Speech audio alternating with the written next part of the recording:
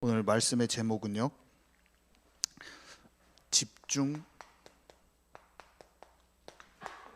몰입,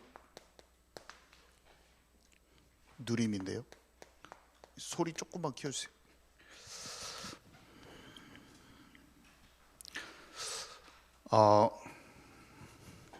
진짜 빛이 비추면은 어둠이 진짜 떠나갑니다. 진짜 부드러운 마음이 최고 중요해요. 부드러운 마음. 마음이 단단하고 그런 것처럼 우리가 잘못하고 서투르고 못할 수도 있어요. 근데 마음이 부드럽지 않은 것은 최고의 문제예요. 말씀을 들으는데 그 말씀을 내 얘기로 듣지 않아. 내 수준대로 남아있어요. 다윗의 아내 미갈이라는, 다윗이 언약궤가 들어오는 걸 진짜 기뻐합니다. 찬양이 진짜 하나님께 즐겁고 기쁘고 감사하는 마음으로 찬양을 하는 거예요. 다윗은 바지춤이 흘러내릴 만큼 그 찬양이 너무, 찬양하는 게 너무 감사하고 기뻐서 찬양을 해요. 근데 그 찬양하는 모습이 바지춤이 흘러내리거든요. 다른 사람이 어떻게 생각하느냐가 중요한 거예요. 다른 사람이 어떻게 생각하느냐가 중요해요. 그 마음을 몰라요. 같이 언약궤가 들어오는 것을 기뻐하면서 감사하면서 찬양할 수 있다면 얼마나 기쁘겠습니까? 그 마음이.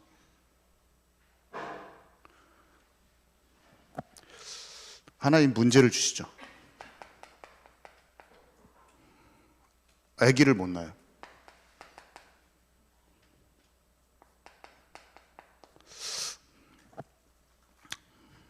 이 미갈이 인생의 후반에 문제를 가지고 자기를 만났을까?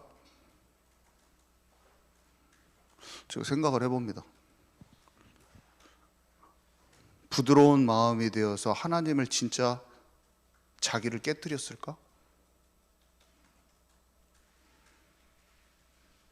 생각을 해봐요. 제가 진짜로 여러 번 생각해봤어요. 미갈이 알았을까? 끝내 모르고 죽었을까?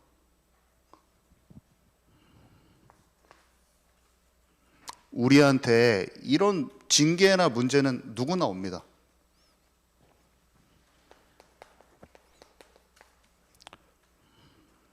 가벼이 여기지도 말고 낙심할 것도 아니에요. 사람은 이 문제가 오면은 그 문제가 들킬까봐 또 남 눈치를 봐요. 부끄러워, 그게. 그러면서 다른 사람이 내 문제 온 것이 어떻게 생각할까, 다른 사람한테 부끄러운 그것만 생각해. 그걸 감추려고만 합니다. 그게 낙심하는 쪽에 가까운 거예요. 자기의 그 문제가 이유를 알면 그냥 없어지는 것인데 거기에 좌절하고 하나님 없는 것처럼 엄청 해요. 가벼이 여기는 사람의 특징은 뭐냐면 하나님이 주시는 어떤 계획을 알지 못하고 시험관 수술하면 되지. 방법을 찾아요. 하나님의 메시지와 내게 말씀하시는 것은 가벼이 여기고 방법을 찾아요. 아프면 약 먹고. 하나님이 내게 원하시는, 이것이 소통되기 원하는 것을 끝끝내 거기에 집중해서 들어가지 않아요. 우리의 삶에 무조건 옵니다. 경제로 옵니다. 질병으로 옵니다. 사람 갈등으로 와요. 보통 이 세 가지로 많이 와요. 그때 깨달을 수 있나? 아니요, 그냥 병은 바이러스 걸려서 병 걸린 건데요. 하나님의 주권 가운데 우리의 모든 삶이 이루어지고 있다는 것만 아시면 돼요. 진짜예요, 진짜. 하나님의 손 아래 있어요, 우리 인생이. 그래서 그것을 민감하게 아는 사람은 자기를 연단하여서 불시험 당하는 것을 두려워하지도 않고, 나에게 문제 없는 것에 두려워하지 않아요. 불시험이 와버리거든요. 도리어 풀무불이 정금을 만들고 나를. 근데 그 원리를 모르는 사람은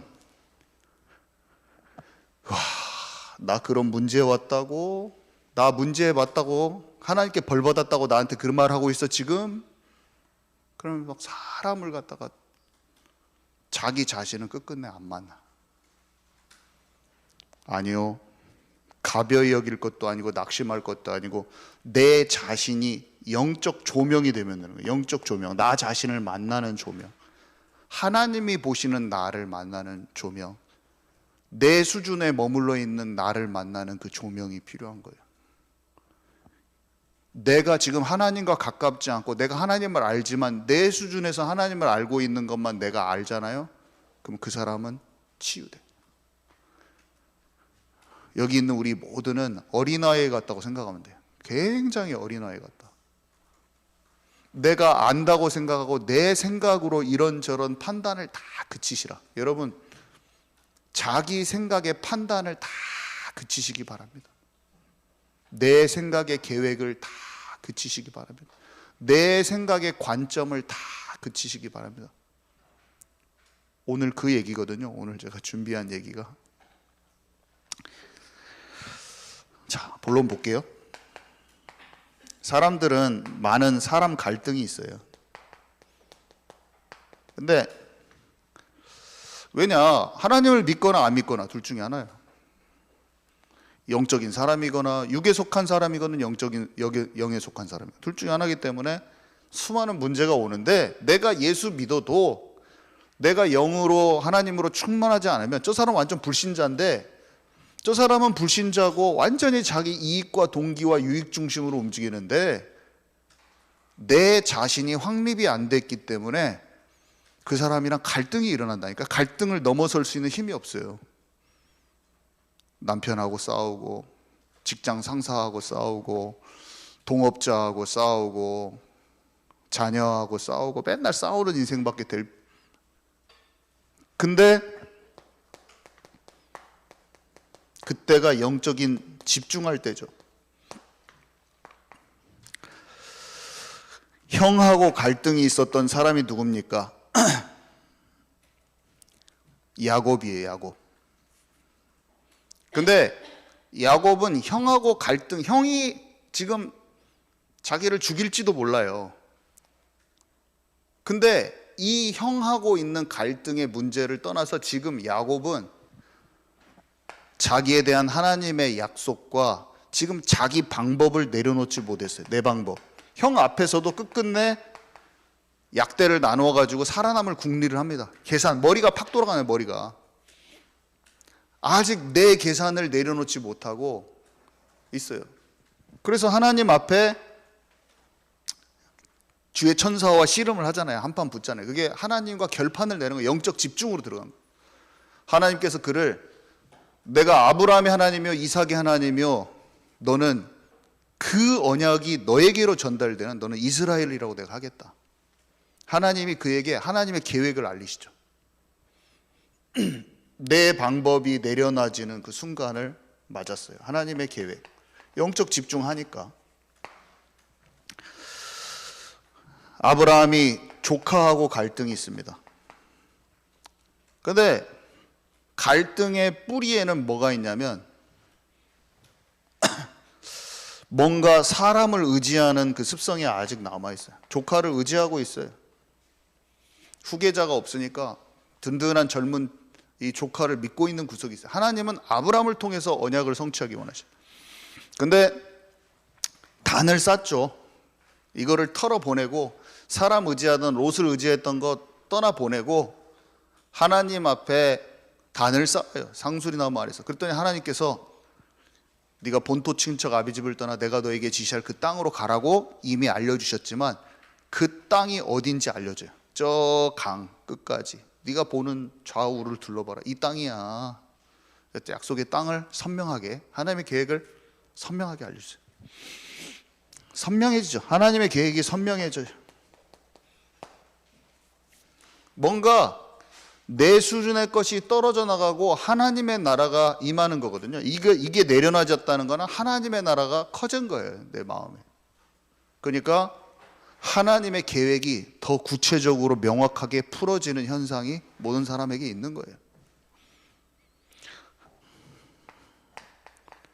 분인나라고 하는 사람과 갈등이 있었던 누굽니까? 한나.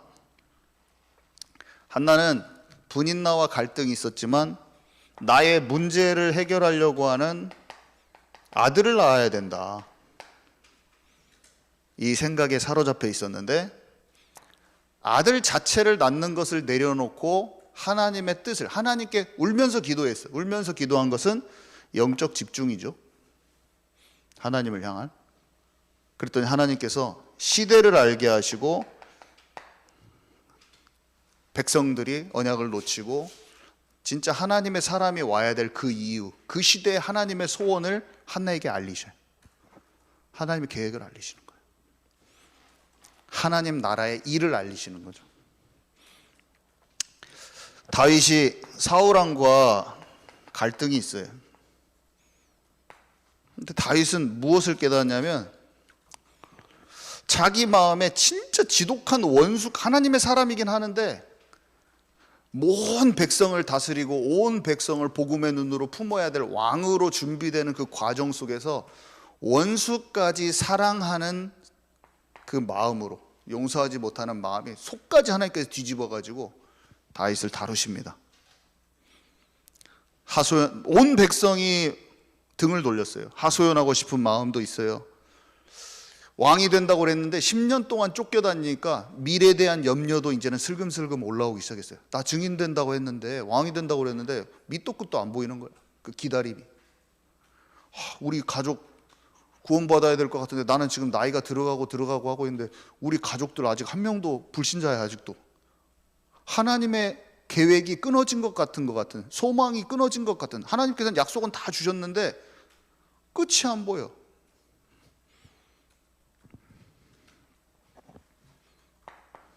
근데 하나님께서 다윗의 이 과정 동안 어떤 집중을 하게 하셨습니까? 여호와는 나의 목자시니 내가 부족함이 없으리로다. 사망의 음침한 골짜기로 내가 다닐지라도 내가 해를 두려워하지 않을 것은 지금 이 어려운 순간에 주께서 나와 함께 하심이라. 어려운 일이 있고 상황이 아무리 하나님 없는 것 같이 막 완전히 괴로운데 지금 주께서 나와 함께 하시는 것을 믿는 믿음이 딱 고백되어지고 있어요. 하나님 최고로 원하시는 믿음이죠. 아무 열매 없을 때, 소망이 끊어진 것 같을 때, 하나님의 약속이 절대로 이루어지지 않을 것만 같은 그 순간에 내가 주님으로 만족합니다. 이 고백을 다윗이 했어요. 최고의 영적 집중이죠. 근데 하나님은 왕으로 다 준비하고 계셨어요, 그때. 그리고 제자들이 다 모여지고 있었고, 자, 무엇입니까? 주의 사자와 씨름하고 가는 곳마다 단을 쌓았고 울면서 기도하고 시편 23편에 여호와는 나의 목자의 고백을 한 것은 뭐냐면, 이런 사람 갈등이라고 하는 어떤 어려움 중에 하나예요. 제가 하나의 사람의 그 속에서 그 문제에 함몰되지 않고 하나님을 향한 영적 집중을 했을 때 이미 하나님을 알았지만 더 깊은 하나님의 나라의 일을 체험하게 됐다니까요. 하나님의 사람들은 다 그랬어요. 저는 언제만 위로가 되냐면, 어떤 사람의 말도 어떤 것도 위로가 안 되는데 성경의 기록에서 하나님을 향하여 기도하고 거기에서 하나님이 주시는 응답들을 받은 흔적만 내게 위로가 되더라고요. 위로가 되고 힘이 되고, 그것이 믿어질 때 소망을 오직 하나님의 말씀에만 두는 거예요. 그냥 저는 계속 묵상하고 또 묵상해. 이런 것들을 계속 매일매일 묵상하는데 그것만 내가 하나님께 인도받는다는 확신이 들어요. 저는 딱 그 어떤 것도 어떤 말도 저한테 안 돼요. 그 어려운 상황, 그 상황을 겪었던 그 모습만 저에게 하나님이 살아계신 것 같고 인도하신다는 확신이 든다니까요. 딴 것으로는 안 돼요. 그래서 그냥 말씀을 준비하고 중고등부 다음날, 중고등부 지금 수년간 말씀을 전하는데 저는 어떤 현상이 있냐면 그냥 말씀을 전하려고 준비할 때 내 마음이 가장 평안한 상태로 들어가요. 그 말씀을 할 때 내 마음이 고요해요. 흔들리지 않아. 말씀을 준비할 때 그냥 말씀을 준비하는데 그 말씀이 내게 답이 돼가지고 고요한 거예요. 항상 새벽 예배 준비하려고 말씀을 저녁에 30분, 1시간 보고 자잖아요. 그럼 내 영혼이 그렇게 편안해. 다른 게 없어. 그냥 왜 나는 말씀을 전하고 기도할 수 있는, 말씀과 기도에 전무할 수 있는 데 있어가지고 최고의 축복이구나. 나는 24시 말씀 묵상을 안 하면 나는 무조건 흔들리는 사람이에요. 저는 지금부터 말씀 묵상 안 하고 그냥 며칠 지내면 마음이 요동치는 마음으로 저는 변해버릴 거예요. 세상의 다른 정보와 아무리 재밌는 것도 제 마음을 뒤흔들 뿐이에요. 염려로 다시 오고 불신앙으로 가득해지고 하나님 없는 것 같은 영적 상태로 바뀌어져. 저는 그래요. 하나님 말씀만이 살 길이야. 진짜 말씀이 내 발에 비추어 내 길의 등이야. 말씀이 믿어지고 그 속에 있을 때만 내 영혼이 안전하다니까요. 저는 내 자신도 안 돼요. 그냥 오직 말씀에 있을 때만 돼요. 저는. 많은 사람들이 내 판단과 나의 고집을 참 이거를 잘 발견한다면 얼마나 좋을까요? 근데 영적인 몰입을 하면 자기 수준의 판단과 고집이 넘어서집니다. 우리가 너무 잘 알죠. 베드로가 십자가 사건에 도망갔어요. 도망친 거. 십자가에 못 박히면 안 됩니다. 막 예수님한테 말하고. 예수님 잡으러 온 사람 막 폭력 써서 귀 잘라버리고. 그러니까 그 상황에 대한 자기 판단이 엄청 많은 거죠. 자기 판단. 그 상황이 하나님께서 지금 인도하시고 있는 하나님의 인도를 못 봐요. 그 예수님이 어떤 마음으로 십자가의 길을 가고 있는지 몰라요. 다윗이 어떤 마음으로 바지춤이 흘러내리듯이 찬양하는지 그 마음을 몰라요. 미갈은. 그 기쁜 마음을 알았으면 자기도 동감해서 같이 찬양을 했을 거예요. 찬양하는 것을 비웃어버려. 하지 말라고 말려버려요. 엄청난 거예요. 엄청난 거예요. 여러분, 다른 사람이 어떻게 생각하는가를 너무 생각하지 마세요. 체면 차리지 마세요. 하나님 앞에서 체면 차리지 마세요. 하나님 앞에서 어린아이가 되십시오. 하나님 앞에서 자존심 세우지 마세요. 하나님 앞에서 자존심 세우지 마세요. 하나님 앞에서 포장하지 마세요. 막 그렇다고 막 애들같이 막 이렇게 하라는 거 아니잖아요. 내 마음을 자유롭게 모든 포장과 체면과 자존심과 다른 사람의 눈치 보는 걸 싹 걷어버리라. 내 영혼이 하나님께 평안해져 버려요. 하나님을 마주 볼 수가 있어야 돼요. 다른 사람이 나를 어떻게 생각하느냐를 너무 의식하면 하나님을 민감하게 느낄 수가 없어요. 하나님을 민감하게 알지 못해요. 지독한 자기의 틀과 고집인 거예요. 지독한 겁니다. 베드로가 자기가 그랬는 걸 알았을까요? 몰랐어요. 예수님을 위해서 한 말이었어요. 십자가에 못 박히면 안 됩니다라는 말은 예수님을 위해서 한 말이에요. 놀랍죠? 나는 지금 그 말을 하는 것이 왕의 체면을 살려주는 얘기야. 미갈 같은 경우는. 그 사람을 위해서 한 말이라니까요. 그 사람을, 예수님을 위해서 한 말이에요, 베드로는. 근데 사단아 내 뒤로 물러가라. 청천벽력 같은 소리예요. 예수님의 마음을 털끝만큼도 알지 못하는, 지금 예수님이 십자가에 못 박히러 가신 것을 하나님의 뜻인 것을 알고, 이 잔을 내가 비껴나고 싶지만 하나님의 뜻이라면 내가 그 십자가의 길을 가겠습니다 하면서 너무나 어렵지만 그 길을 순종함으로 가고 있기에 당연히 가는 것을 알고 너무나 감사하면서 주님을 위해서 이겨낼 수 있도록 기도해 줬겠죠. 근데 베드로는 그걸 몰랐어요. 너희가 깨어서 기도할 수 없느냐? 육신은 마음은 원이로되 육신이 약하도다. 알지 못하는 거예요. 바로 옆에서 가장 동고동락하면서 같이 산 베드로가 예수님의 마음의 중심에 있는 하나님을 향한 순전한 마음을 이해를 못해. 이해를, 바로 옆에 가장 가까이 있어요. 예수님을 이해를 못해. 예수님의 마음을 이해를 못해. 예수님이 걸어가는 제자를 양육하고 예수님의 전도, 같이 기도를 못 해줘. 베드로는 같이 예수님의 사역을 기도해 줄 수 있는 힘도 없어요. 왜냐? 예수님의 십자가의 길도 이해 못하고 예수님이 무리들한테 복음을 전하고 사역을 하고 하는 그 모든 과정 속에서 진짜 마가다락방 이후였다면 예수님을 기도해 줬을 거예요. 예수님의 사역 현장과 같이 그것을 함께 하면서.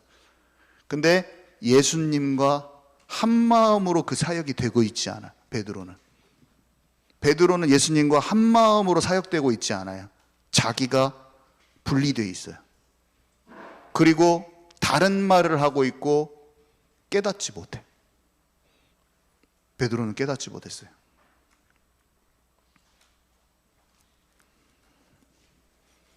자기 판단, 자기 수준.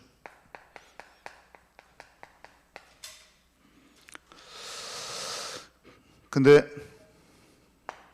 오로지 기도에 힘쓰니라.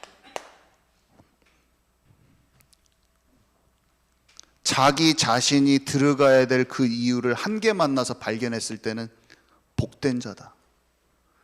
어마어마한 예수님의 죽음이라는 사건 앞에 자신을 발견할 수 있게 됐다. 그 사람은 복된 자라니까요. 문제가 오고 사건이 오고 차 사고, 우리 중직자 한 분이 현장에서 저에게 말씀해 주셨어요. 어떤 자기가 사람과 갈등 속에서 어떻게 딱 해야 될 부분이 있었는데 차 사고가 딱 났는데 그게 딱 깨달아졌다고, 그 마음을 바꿨다고 그 얘기를 해주셨어요. 사고가 나도 그 사고 통해서 내가 깨달아지면 복이에요. 이게 가볍게 여기지 말고 낙심할 일도 아니야. 복이에요. 이걸 징계를 만나도 알면 복이라니까. 근데 진짜 무시무시한 것은 뭐냐면 징계가 왔어 내게. 근데 하나님이 주시는 눈치는 못 깨달아. 세상에서는 내가 눈치가 다 좋고 막 사람들 사이에서는 막 배려도 잘하고 막 다 이것을 다 알아서 잘 처리한다고 하는 그 자기의 지혜를 믿고 있는데 그 지혜가 아닌 거야. 하나님이 내게 원하시는 것만큼은 절대로 못 알아들어. 그 고집. 무시무시한 거죠. 제가 그것을 굳은 마음이라고 부르거든요. 굳은 살 같은 마음. 부드럽지가 않은 거예요. 베드로는 이런 말들을 예수님이 해도 못 알아들었어요. 못 알아들어요. 하나님이 안 열어주면 몰라요. 그러니까 기도를 해야 된다는 거예요. 오로지 기도에 힘쓰냐. 제가 여러분들한테 오늘 부탁드리는 말은 그것을 깨달으십시오 한다고 안 깨달아집니다. 예수님이 알려줘도 몰라요. 넌 사단짓이야 그 말을 했는데도 못 깨달아. 눈앞에서 사단짓이야 말했는데 화만 나. 내가 왜 사단이요? 당신은 모른다 이렇게 말하면 내가 뭘 몰라 하면서 그냥 내가 영적으로 잘한다 막. 내가 뭘 모르냐고 막 하면서 막 자존심 피울 거예요. 그래서 막 예수님한테 달라 들어가지고 막 예수님 십자가에 못 박아불잖아요. 바리새인들이 막 다 죽이려고 하고 막. 바울은 두들겨 패버리고 막 자기의 마음에 안 들면 그냥 패버려요. 감옥에 집어넣고.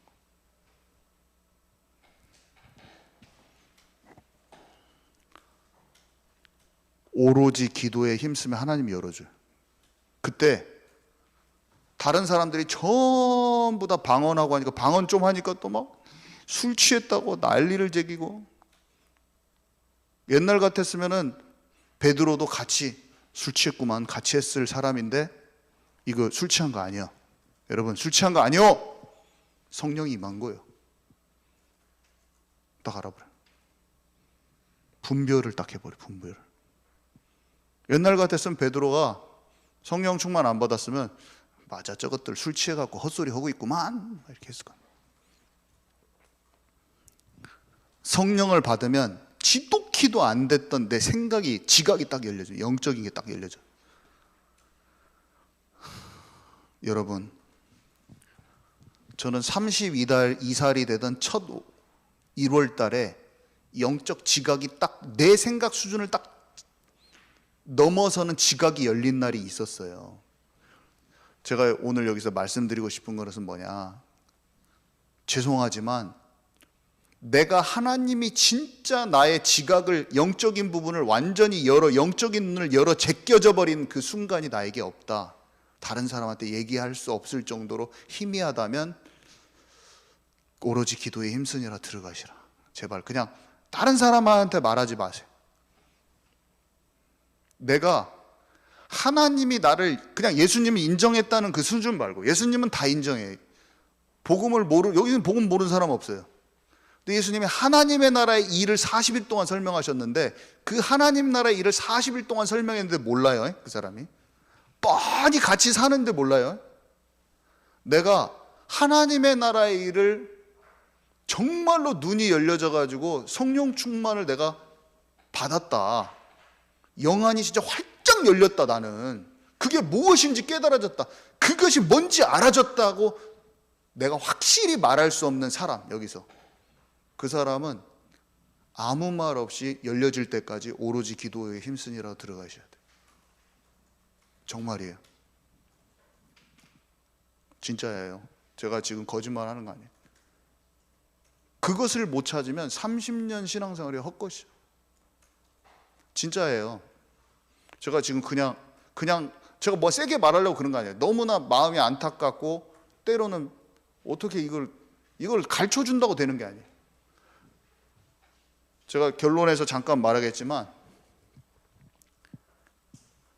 기도를 하잖아요. 그러면 무엇이 나를 막고 있는지도 나옵니다.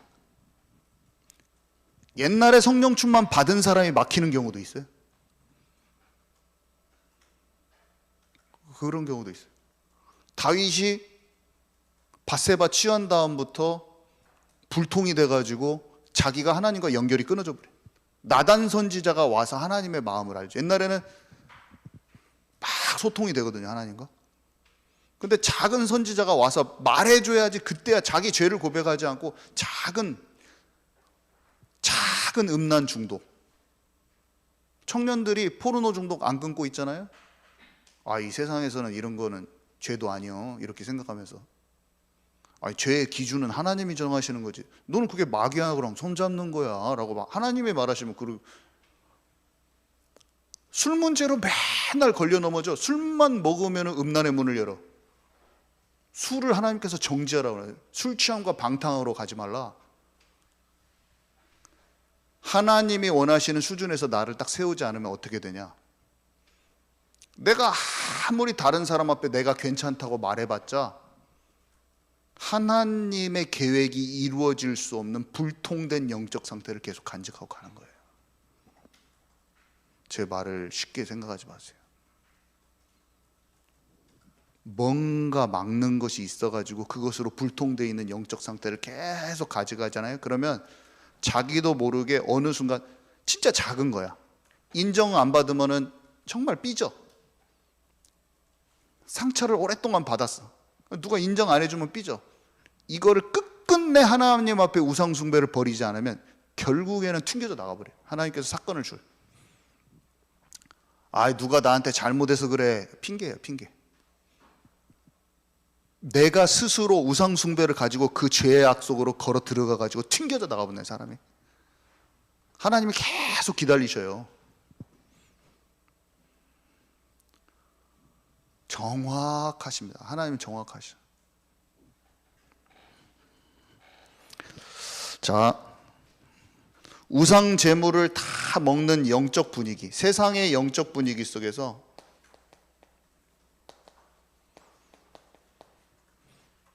대부분 영적인 동화, 세상 친구들에게, 우리 어린 친구들도 있지만 믿지 않는 친구들한테 다 동화돼서 사는 거예요. 내가 삶을 보는 내 수준에서 그대로 머물러 있는 거예요. 근데 다니엘이 뜻을 정했죠. 그러니까 하나님께서 그에게 모든 학문, 세상 이치를 깨달을 수 있는 그 힘을 주시고, 하나님께서 세상을 굴리고 계시는 세상을 보는 영적인 통찰력, 하나님의 마음, 그 시대를 향한 하나님의 마음을 딱 알려주십니다. 똑같아요. 상황에 대한 하나님의 마음을 베드로가 아는 것처럼 시대를 향한 하나님의 마음을 알게 됐어요. 결국에 하나님의 경륜이자 하나님의 계획을 알게 되는 거예요. 어쩔 때? 집중할 때, 뜻을 정하여 하루에 3번 기도할 때, 오로지 기도에 힘쓰니라, 영적인 몰입을 할 때 하나님의 경륜을 알게 되는 거예요. 빨리빨리 합니다. 이세벨과 아합이 죽이려고 할 때 그 위기 속에서 엘리야가 세미한 음성, 하나님께 집중하죠. 하나님을 향하여 집중하니까 하나님이 바알에게 무릎 꿇지 않는 7천 제자, 그 다음에 왕이 바꿔질 것, 후계 제자로 엘리사를 세울 것을 계획을 알리셔요. 하나님의 계획을 알리셔요. 언제? 죽음의 위기 속에서 벌벌 떨리고 괴로운데 내 마음을 하나님께 집중했어요. 영적인 몰입. 그때 다른 것을 아는 게 아니라 하나님께서 하실 일들, 하나님의 나라의 일들을 알게 되는 거예요. 하나님의 나라가 임했어요. 비록 힘들고 어려움이 있지만 하나님께 집중하고 하나님께 몰입하면 하나님의 나라가 임한다니까요. 예수 그리스도 이름으로 하나님의 나라를 놓고 기도하라고 그랬잖아요.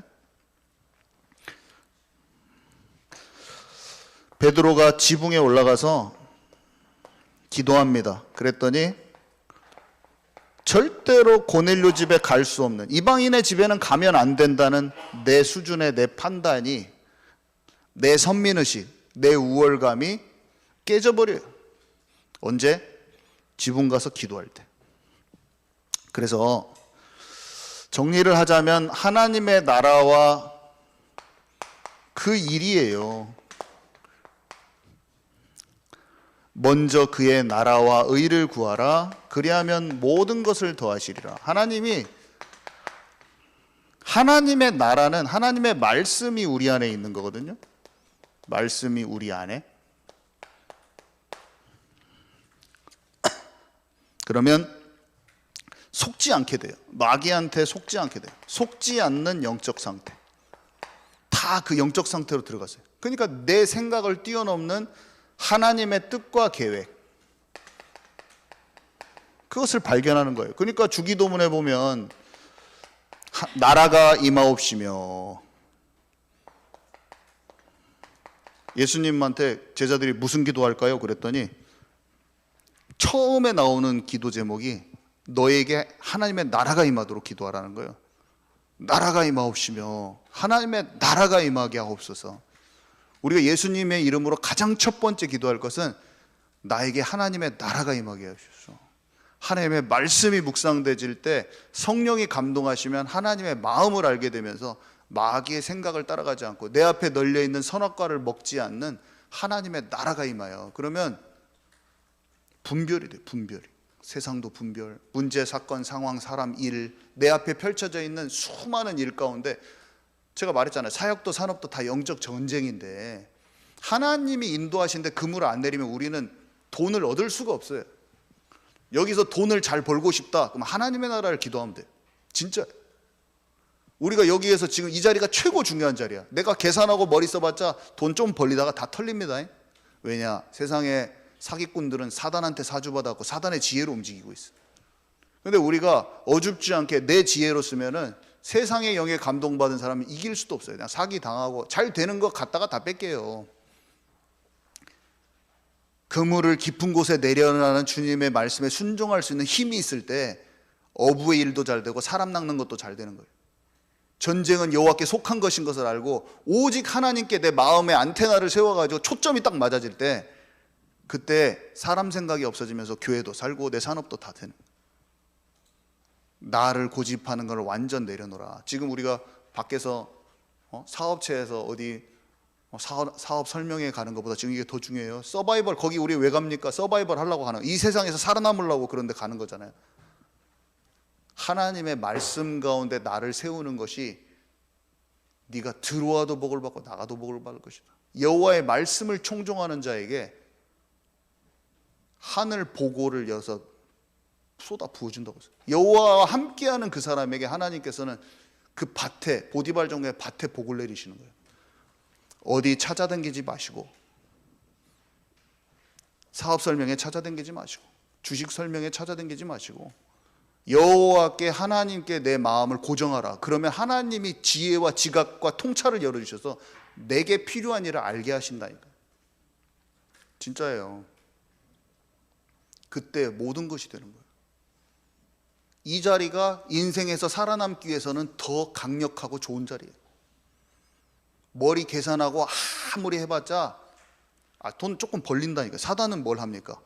벌려준 것처럼 하면서 3배, 4배로 뺏어가는 게 걔네들이 하는 거예요.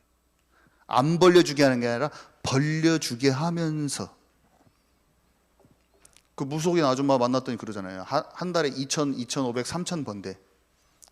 근데 술 먹고 다 컨테이너 박스에 살아. 50년 됐는데 7살 때 귀신 신내림군 받아가지고 지금 50 중반이 됐는데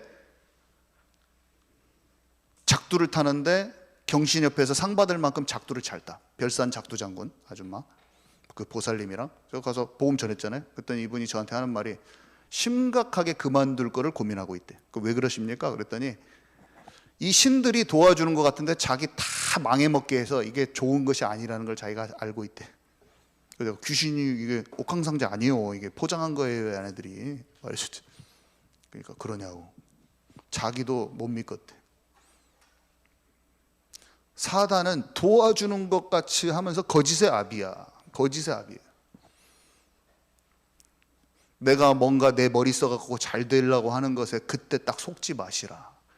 머리 굴렸더니 자기 개발서 있고 막 이게 좀 투자하고 막 했더니 좀 잘 됐네. 그때가 망하는 때요. 뭔가 잘 안 되는 것 같아도 하나님을 의지하고 바닥부터 성령과 교제 속에서 기도 속에서 시작하는 사람 그냥 탄탄하게 하나님께서 증인으로 세우신다. 저는 진짜 믿어요. 그거. 저는 진짜 여기서 기도하고 아침에 새벽 예배 갔다가 아침에 1-2시간씩 와서 묵상하고 하지만 저는 다른 사람이 나를 어떻게 평가하고 상관없이 저는 딱 하나 정확하게 하는 게 있어요.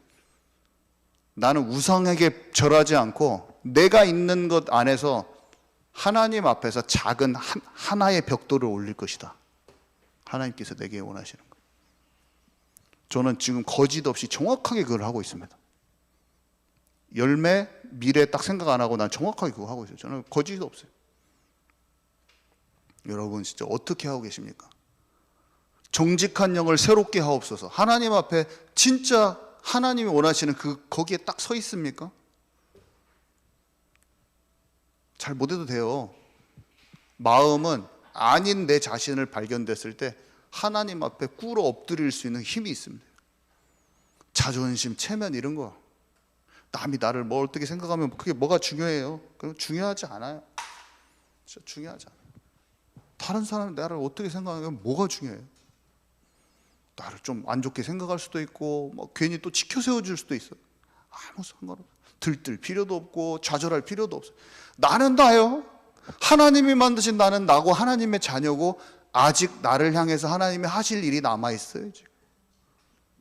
하나님이 나를 인도하신다고 약속하셨어요. 저는 그걸 믿어요. 아주 단순하게 믿어요. 하나님 나와 함께 하신다고 하셨다. 저는 그걸 믿어요. 진짜로 믿어요. 저는 내 인생에 우상숭배는 없다. 내가 우상숭배의 찌꺼기 하나님 마음껏 들춰내 주시고 조명하여 주옵소서. 하나님이 큰 질병으로 제 우상숭배, 음란의 우상숭배를 심한 알러지로 떨어져 나가죠. 신경이 눌렸나 봐. 근데 제가 여기서도 몇 번 선포했어요. 알러지가 한 50% 남아있을 때, 제가 우상숭배를 끊기 시작하고 하나님께 나오니까 이게 줄어들더라고요. 내가 급격히 줄어든다는 걸 제가 느꼈거든요. 이게 내 몸을 눌리고 있구나. 이 중독 문제가. 내가 꼭 포르노를 한 편씩 봐줘야 되거든. 내 종욕대로 쾌락대로 살아야 되거든. 근데 그것을 끊어지기 시작하니까 내 몸이 신경이 눌리는 게 낫더라고요. 이게 아픈 게 아니더라고. 알러지가 아니라 이게 뭔가가 영적인 거라는 걸 제가 딱 느낌이 왔어요. 그래서 제가 50% 될 때, 그때도 제가 막 몇 년 전에 막 계속 얘기하고 있었어요. 아직 덜 나섰는데. 지금 어떻게 되는지 아세요? 중독이 완전히 끊어졌을 뿐만 아니라 코가 완전 아무렇지도 않아. 분명히 그 죄와 이게 연결되어 있다는 사실. 신기하지 않으세요? 병을 낫게 해주라고 기도한 게 아니고 우상숭배를 버렸더니 그냥 없어졌어요. 우리 가족이 잘 알죠. 우리 가족이 잘 알죠. 한동안은 또 나한테 무엇이 자랑이라고 막 그 죄를 막 그 죄에 있다고 말하냐고 또 막 사람들이 뜯어 말겨. 근데 사단의 제1 공격 통로가 음란이에요. 지금 가정들이 다 무너졌어요. 목사들이 그냥 뻥뻥 넘어지고 있는데, 지금 제가 아는 목사님이 작년에만 3명이, 큰 교회 목사님 3명이 뻥뻥 넘어졌는데 왜 하지 말라고? 돈 중심이 사단 섬기는 거라고 말하지 말라는 거랑 똑같이 왜 하지 말라고 그래? 체면 생각해서? 우리 교회 전주시내에 있는 음란인 사람들이 다 와가지고 치유받아야 될 얘기인데 왜 하지 말라고 그래? 하나님께서 주신 증거를 왜 하지 말라고 그래? 안 그래요? 그것 때문에 사람들이 다 죽고 있는데? 안 그래요? 아니, 들춰내서 더 말해야지 나도 더 해방되지. 막 내가 꽁꽁 숨겨가지고 또 금세 돌아가 버려요. 나는 그런데 연약한 자입니다, 주님. 여러분, 저를 목사라고 지켜 세우려고도 하지 마시고, 연약한 인간인데 죄에서 싸워서 영적 싸움에 승리하게 해주십시오. 그 목사를 놓고 기도를 해야지. 뭐 그거 감출 일입니까? 내가 막 여기서 막 나는 그런 죄도 안 짓고요, 제가 막 기도도 잘합니다, 이렇게 의지될 겁니까? 목사도 아니요, 그거는. 아니, 내가 허물이 많고 썩은 게 많아가지고 치유받을 게 많다고 말하면서 오늘 주님 앞에 회개하고 있는 사람이 올바른 지도자요. 여러분, 사람들 앞에 우리가 어떻게 쓸 것입니까? 대단하고 깨끗하고 착한 사람을 쓸 것입니까? 여러분 가족들 앞에, 아니면 친척들 앞에? 그리스도가 아니면 절대로 안 되는 나를 고백하고 서야지. 아니, 식구들한테도 내가 막 가서 나는 이제 복음을 잘 알아가지고 당신 복음 모르지? 응? 나는 복음 알았어, 이렇게 할 것입니까? 아니면 주의 은혜가 하루도 없으면 찌질이같이 내 자존심 세우는 내가 드러나는 나를 고백할 것입니까? 예수 그리스도만 필요한 나를 고백할 것입니까? 뭘 고백할 것입니까?